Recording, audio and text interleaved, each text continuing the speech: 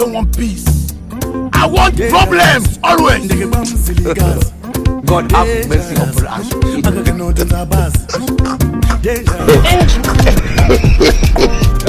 Aujourd'hui aussi,